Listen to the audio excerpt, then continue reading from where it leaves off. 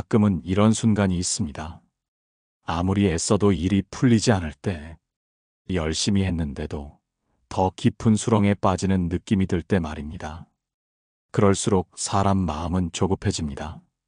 이대로 주저앉으면 안 돼. 조금만 더 해보자. 그렇게 아둥바둥 매달리지만 이상하게도 손에 쥔 것은 점점 미끄러져 나갑니다. 부처님께서는 어느 날 제자 아난에게 조용히 물으셨습니다. 아난이여, 손에 물을 움켜쥐면 어떻게 되느냐? 아난이 대답했습니다. 흐르는 물이 손가락 사이로 새어나갑니다. 부처님은 미소를 지으며 말씀하셨습니다. 그렇다. 물은 쥐면 흘러나가고 편히 두면 고이느니라. 이 짧은 대화 속에 오늘 우리가 붙잡고 사는 모든 고통의 뿌리가 있습니다. 잘 되려면 더 해야 한다. 놓치면 안 된다. 이 마음이 바로 집착이고 그 집착이 고통의 사슬을 만듭니다. 우리가 흔히 하는 착각이 하나 있습니다. 모든 일은 노력으로만 풀린다고 믿는 것. 하지만 부처님은 말씀하셨습니다. 모든 것은 인연 따라 생하고 인연 따라 멸한다. 때가 이르지 않은 씨앗은 아무리 물을 줘도 싹이 트지 않습니다.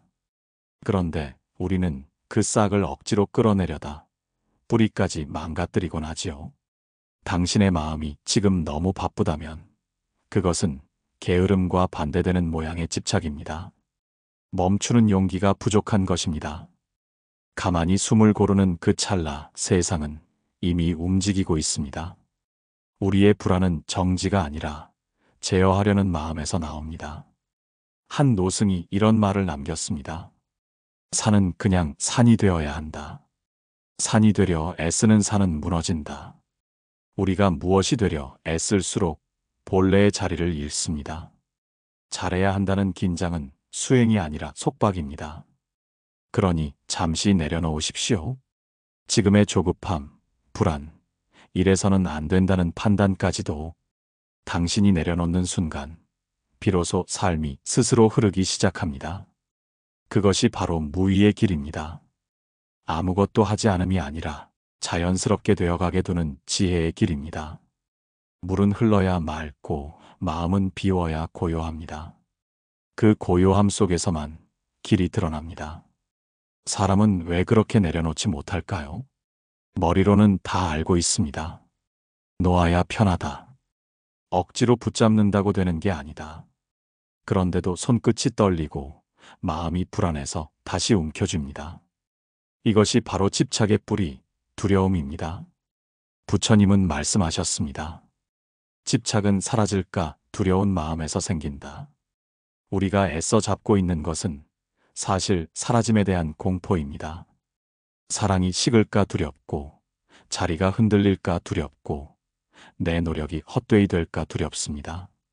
그 두려움을 덮기 위해 우리는 조금 더 애써야 한다는 말로 스스로를 다그칩니다.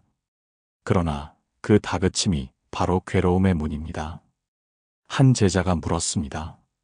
스승님, 저는 왜 늘 마음이 불안합니까? 스승은 조용히 차 한 잔을 따르며 말했습니다. 그대는 차가 식을까봐 자꾸 불 위에 올려놓는구나. 제자는 그제야 깨달았습니다.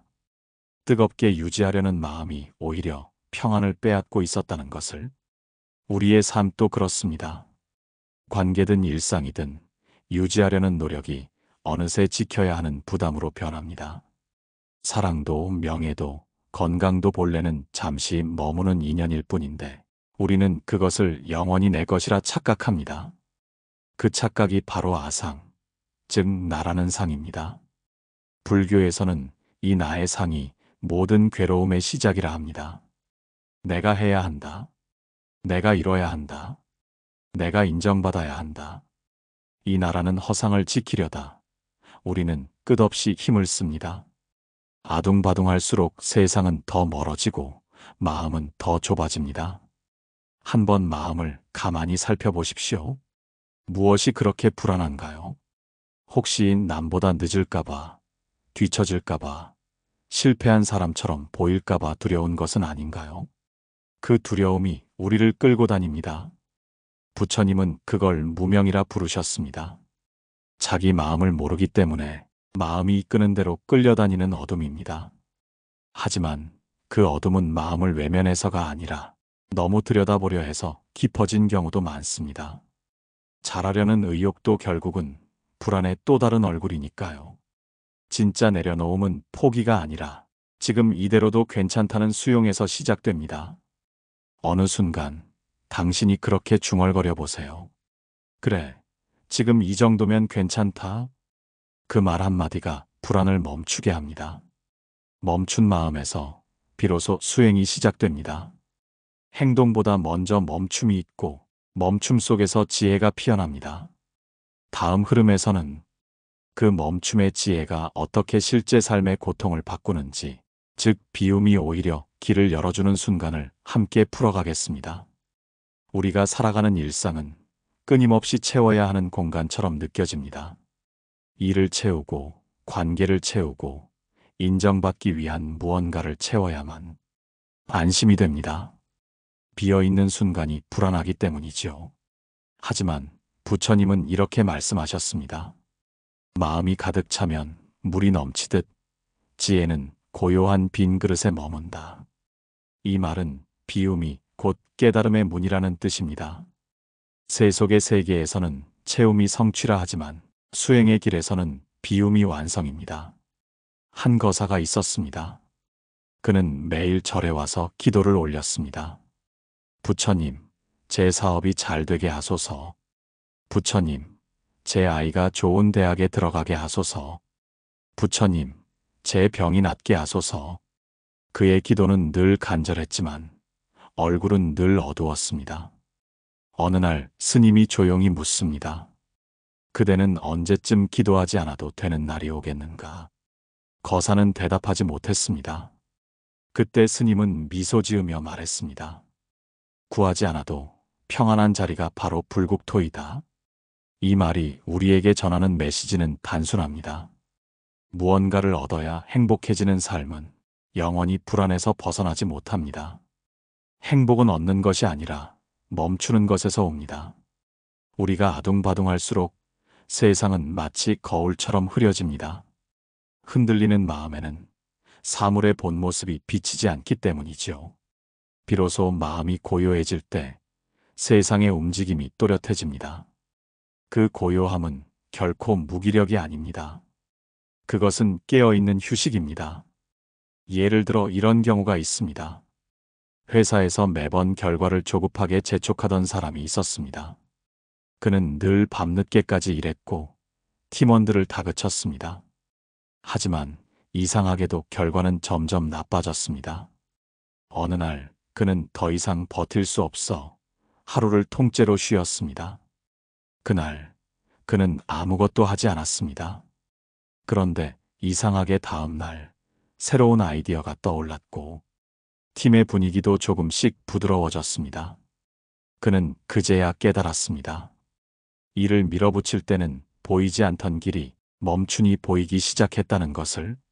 그렇습니다. 세상은 우리가 할 때보다 멈출 때에 더 많이 말을 걸어옵니다. 그 멈춤이 곧 관의 시작입니다. 관이란 눈으로 보는 것이 아니라 마음으로 보는 것입니다. 무엇이 나를 힘들게 하는가? 지금 내가 놓치고 있는 것은 무엇인가? 이 물음이 일어날 때 마음의 소용돌이가 가라앉습니다. 부처님께서는 보는 자는 본다고 하셨습니다. 그 말은 깨달음이 먼데 있지 않다는 뜻입니다. 우리 안의 욕심과 두려움을 고요히 바라보는 그 순간 이미 깨달음은 시작되고 있습니다. 이제는 채우려 애쓰지 마십시오. 마음을 그저 비워두십시오. 비워진 자리에 세상은 저절로 들어옵니다. 그때의 삶은 더 이상 애써야 하는 일이 아닙니다. 그저 흐르는 강물처럼 당신의 걸음이 자연과 하나가 됩니다. 비움이 마음속에 스며들기 시작하면 세상을 보는 눈도 달라집니다. 예전에는 서운했던 말이 크게 다가오지 않고 억울했던 일도 그냥 지나갑니다. 하지만 사람 사이에서 이 비움을 지키는 일은 생각보다 쉽지 않습니다. 부처님께서는 제자들에게 이렇게 말씀하셨습니다. 타인이 나를 해치려 할 때 그 마음을 미워하지 말라. 그 또한 인연의 바람 속에 흔들리는 이일 뿐이다. 이 말씀을 듣고 한 제자가 물었습니다. 스승님, 그렇다면 누가 나를 모욕해도 가만히 있어야 합니까? 부처님은 미소를 지으며 대답하셨습니다. 바람이 지나가면 흙먼지가 일어나지만 그 먼지를 붙잡는 이는 없다. 이 말이 바로 오늘의 가르침입니다. 바람은 지나가고 감정은 흘러야 합니다. 그것을 잡으려는 순간 고통은 우리 안에 머뭅니다. 한 여인이 있었습니다. 남편이 퇴직한 뒤로 늘 불만이 많아졌습니다. 말투가 날카로워지고 사소한 일에도 짜증을 냈습니다. 처음엔 그 여인도 대응했습니다. 왜 당신은 매일 화를 내요? 나도 힘들어요. 그러자 싸움은 더 잦아졌습니다. 그러다 어느 날 그녀는 법문을 듣다가 이런 구절을 들었습니다. 상대의 화는 상대의 고통이다. 그 고통을 들여다보는 자는 싸우지 않는다. 그날 이후 남편이 화를 낼 때 그녀는 대꾸하지 않았습니다. 대신 조용히 차를 따르며 속으로 중얼거렸습니다. 당신 마음이 많이 아프구나. 그렇게 몇 달이 지나자 남편의 목소리가 조금 부드러워졌습니다. 그녀는 깨달았습니다. 내가 바뀌면 세상도 조금씩 따라 바뀐다는 것을. 이것이 비움이 관계 속에서 작용하는 방식입니다. 상대의 감정에 끌려가지 않고 내 안의 고요를 지키는 힘. 그 고요가 결국 세상을 고요하게 만듭니다. 또 한 스님이 있었습니다. 그는 늘 마을 사람들에게 욕을 먹었습니다. 저 스님은 게으르다. 아무 일도 하지 않고 밥만 얻어먹는다. 사람들이 그렇게 수군거려도 스님은 미소만 지었습니다. 어느 날 제자가 묻습니다. 스승님, 왜 가만히 계십니까? 그들은 스승님을 모욕하고 있습니다. 스님이 대답했습니다. 누군가 선물을 내게 주었는데 내가 받지 않으면 그 선물은 누구에게 남겠느냐? 제자는 그제야 깨달았습니다. 비움은 저항이 아니라 받아들이지 않음이라는 것을. 우리는 흔히 참는 것을 수행이라 생각합니다. 하지만 참는 마음에도 이미 억누름이 있습니다. 진짜 비움은 억누름이 아니라 흘러가게 두는 것입니다. 참는 사람은 여전히 안에서 싸우지만 비운 사람은 싸움 자체가 사라집니다. 이것이 무위의 지혜입니다. 아무것도 하지 않음으로써 모든 것이 조화되는 상태. 무위란 게으름이 아니라 자연의 법칙에 순응하는 태도입니다. 마음을 조급히 움직이지 않으면 세상은 스스로 제자리를 찾아갑니다. 한번 자신에게 물어보십시오. 지금 내가 붙잡고 있는 것은 무엇인가? 억울함인가, 미련인가, 자존심인가? 그것을 놓는 순간 이미 자유는 시작됩니다. 마음을 비운 자리에 찾아오는 것은 공허가 아닙니다. 그 자리에 고요가 깃들고 고요가 깊어지면 지혜가 생겨납니다. 지혜는 책에서 얻는 것이 아니라 멈춘 마음의 맑은 거울에서 스스로 드러납니다. 부처님께서는 말씀하셨습니다. 고요한 마음은 지혜의 어머니이다. 분별이 멈추면 세상을 있는 그대로 보게 되고 판단이 사라지면 자비가 저절로 피어납니다. 한 제자가 있었습니다. 그는 늘 사람들의 잘못을 지적하며 살았습니다. 저 사람은 왜 저렇게 게으를까? 저 사람은 왜 생각이 짧을까? 그러다 어느 날 스승에게 꾸지람을 들었습니다. 그대는 늘 세상을 보지만 세상이 그대를 볼 때의 모습은 한 번도 보지 못했구나. 그 말이 제자의 가슴을 쳤습니다. 그제야 그는 깨달았습니다. 세상을 판단하느라 정작 자신을 돌아보지 못했다는 것을. 그날 이후 그는 말수를 줄이고 누군가를 탓하는 대신 조용히 자신의 숨을 들여다보기 시작했습니다. 그러자 이상하게도 남의 단점이 눈에 덜 들어왔습니다. 그 대신 그들의 고통이 보이기 시작했습니다. 이것이 바로 지혜에서 자비로 이어지는 길입니다. 자비는 억지로 착하게 살아야지 해서 생기는 것이 아닙니다. 지혜가 깊어질수록 남의 고통이 내 고통처럼 느껴지기 때문에 그냥 돕게 되는 것입니다. 그 마음에는 계산이 없습니다. 도와도 공이 없고 외면에도 원망이 없습니다. 현실에서도 이런 순간이 있습니다. 오랫동안 마음에 앙금이 있던 가족과 우연히 눈이 마주쳤을 때 그가 여전히 나를 미워할 줄 알았는데 그 눈동자 안에 오히려 외로움이 보일 때가 있지요. 그 순간 우리의 마음은 바뀝니다. 아, 이 사람도 나처럼 외로웠구나. 그 깨달음이 바로 자비의 첫 싹입니다. 부처님은 이런 말씀을 남기셨습니다. 나와 남의 구분이 사라질 때 진정한 평안이 온다.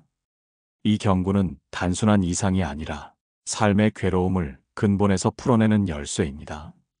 비움을 통해 마음이 고요해지면 우리는 더 이상 세상을 두려워하지 않습니다.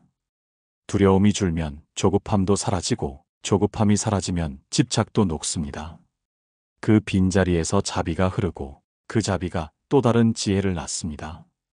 이것이 마음의 순환, 즉 수행의 선한 바퀴입니다.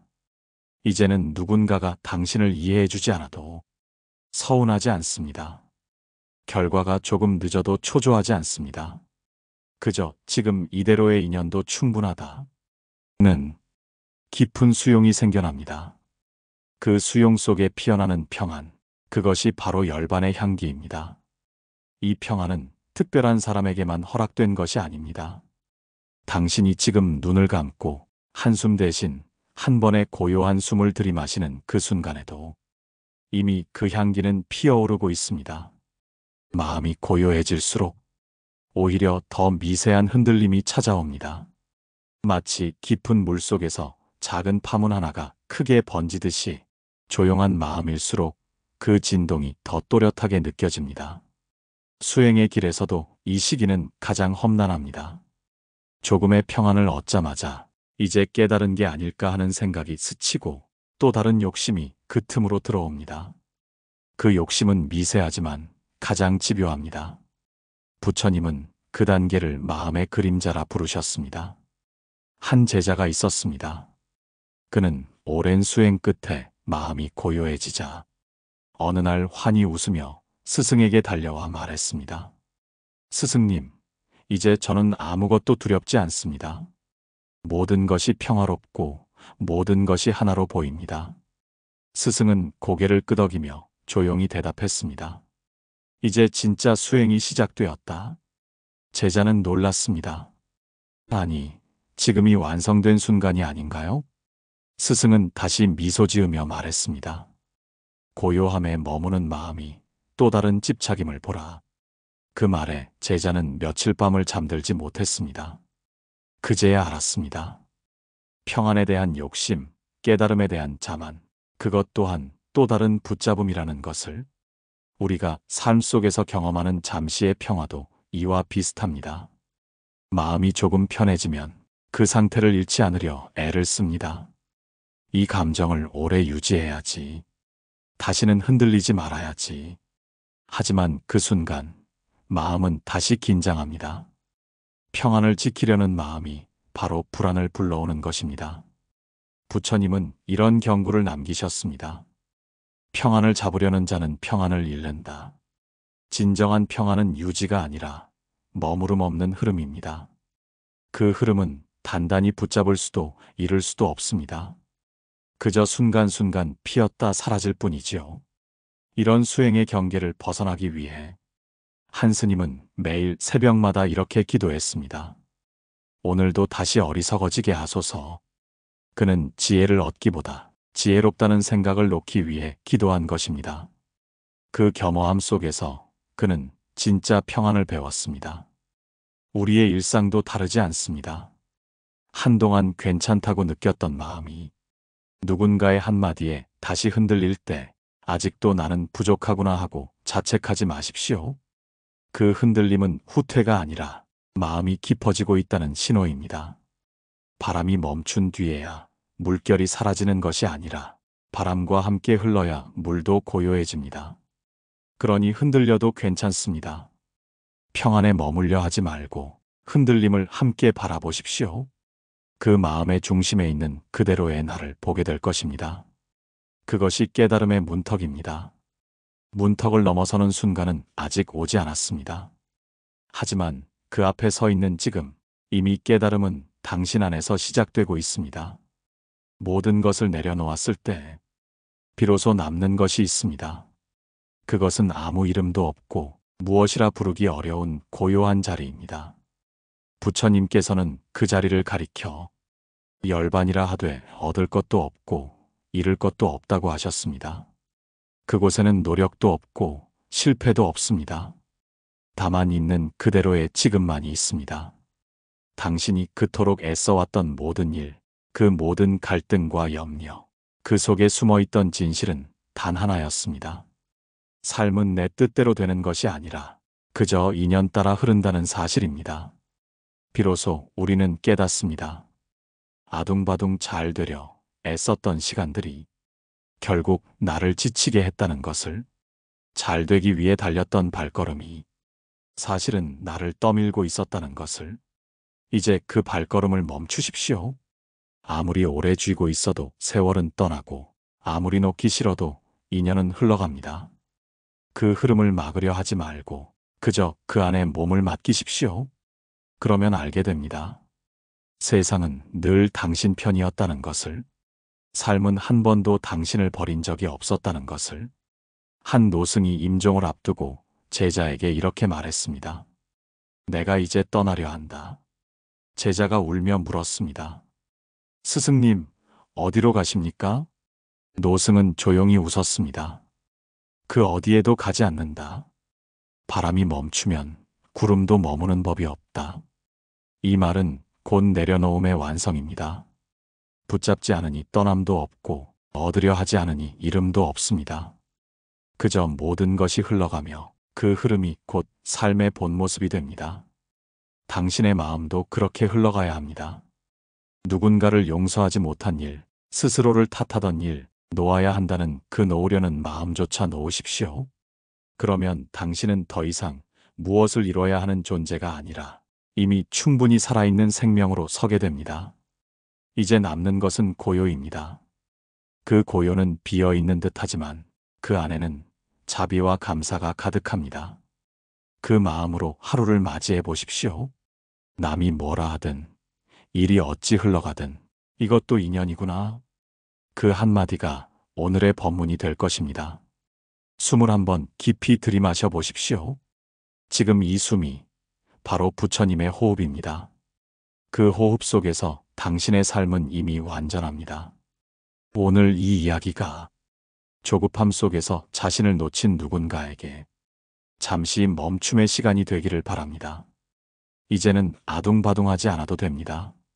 잠시 내려놓으십시오. 그러면 삶이 저절로 당신을 데리고 갑니다. 그곳이 바로 평안입니다. 감사합니다. 마음의 평온이었습니다.